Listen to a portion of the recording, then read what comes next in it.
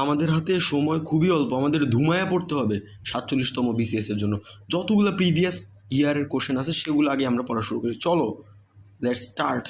কেন্তুমের কোন দুটি শাখা এশিয়ার অন্তর্গত? হিত্তিক ও তুখারিক। কেন্তুমের কোন দুটি শাখা এশিয়ার অন্তর্গত? হিত্তিক ও তুখারিক। রুখের তেঁতুলি কুমিরে খায়, এর অর্থ কী? গাছের তেঁতুল কুমিরে খায়। রুখের তেঁতুলি কুমিরে খায়, এর অর্থ কী? গাছের তেঁতুল কুমিরে খায়। মনসা দেবীকে নিয়ে লেখা বিজয়গুপ্তের মনসা মঙ্গল কাব্যের নাম কি? পদ্মাপুরাণ। মনসা দেবীকে নিয়ে লেখা বিজয়গুপ্তের মনসা মঙ্গল কাব্যের নাম কি? পদ্মাপুরাণ। দৌলত উজির বারাম খান সাহিত্য সৃষ্টিতে কার পৃষ্ঠপোষকতা লাভ করেন? জমিদার নিজাম শাহ।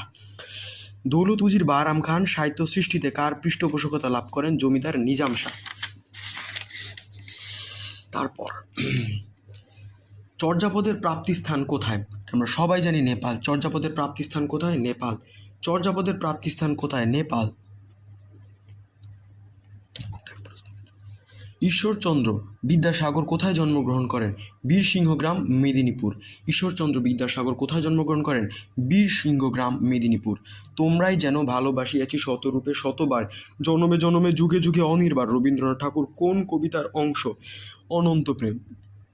তোমারই যেন ভালোবাসিয়াছি শতরূপে বারবার, জনমে জনমে যুগে যুগে অনির্বার। রবীন্দ্রনাথ ঠাকুরের কোন কবিতার অংশ? অনন্ত প্রেম। হরপ্রসাদ শাস্ত্রীর উপাধি কি? মহামহোপাধ্যায়। মহামহোপাধ্যায়। হরপ্রসাদ শাস্ত্রীর উপাধি কি? মহামহোপাধ্যায়। ওই খেপেছে পাগলি মায়ের দামাল ছেলে। দামাল ছেলেটাকে কামাল পাশা। সজনীকান্ত দাস সম্পাদিত পত্রিকার নাম কি? শনিবারের চিঠি। সজনীকান্ত দাস সম্পাদিত পত্রিকার নাম কি? শনিবারের চিঠি। মানুষের মৃত্যু হলেও তবু মানব থেকে যায়, কে রচনা করেছে এই কাব্যাংশ? এটা করছে জীবনানন্দ দাশ।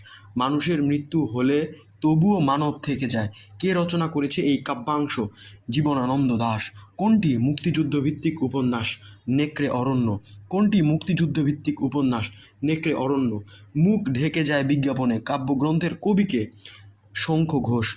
মুখ ঢেকে যায় বিজ্ঞাপনে কাব্যগ্রন্থের কবিকে? শঙ্খ ঘোষ। ক্ষুদ্র জাতিগোষ্ঠী নিয়ে লেখা উপন্যাস কোনটি? ক্ষুদ্র জাতিগোষ্ঠী নিয়ে লেখা উপন্যাস কর্ণফুলী। ক্ষুদ্র জাতিগোষ্ঠী নিয়ে লেখা উপন্যাস কোনটি? কর্ণফুলী। নীল লোহিত কোন লেখকের ছদ্মনাম? এটা হলো সুনীল গঙ্গোপাধ্যায়। নীল লোহিত কোন লেখকের ছদ্মনাম? সুনীল গঙ্গোপাধ্যায়। মুসলিম সাহিত্য সমাজ প্রতিষ্ঠিত হয় খ 19 জানুয়ারি 1926। 19 জানুয়ারি 1926 মুসলিম সাহিত্য সমাজ। 19 জানুয়ারি 1926 মুসলিম সাহিত্য সমাজ। 19 জানুয়ারি 1926। কত সালে দুর্গেশ নন্দিনী উপন্যাস প্রকাশিত হয়? 1865 সালে। কত সালে? 1865 সালে দুর্গেশ নন্দিনী 1865 সালে।